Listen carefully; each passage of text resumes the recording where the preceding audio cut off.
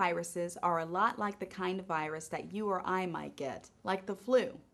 A computer virus is a small program that will affect the way a computer operates without the permission or knowledge of the user.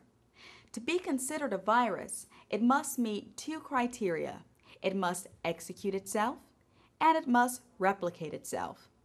Typically, viruses are attached to a host file, which is what people mean when they say a file is infected.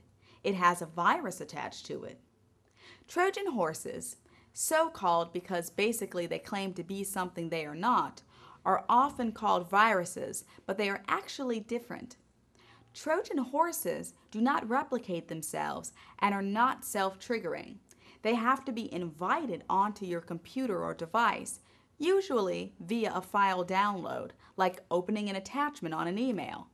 They are usually malicious and can cause damage on machines or steal information.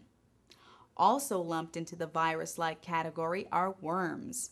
These are programs that replicate themselves from system to system without the use of a host file, which an actual virus must have. Although worms often exist within files, they typically are the entire file, and they exist to duplicate themselves in massive ways, usually exploiting file transmission and sharing capabilities of their host device to send out similar files.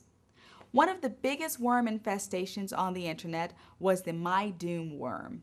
It actually caused slowdowns of networks across the world. How can you protect yourself, your data, and your computer? It is simple. Never download anything from someone you don't know. Even when you do know the person, you should still check first.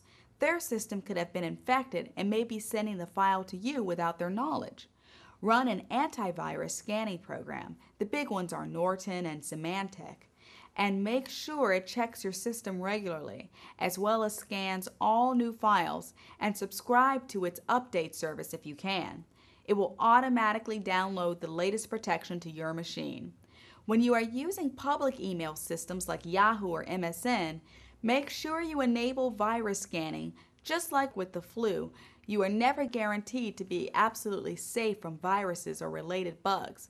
But if you take all the reasonable precautions available, you can feel pretty secure.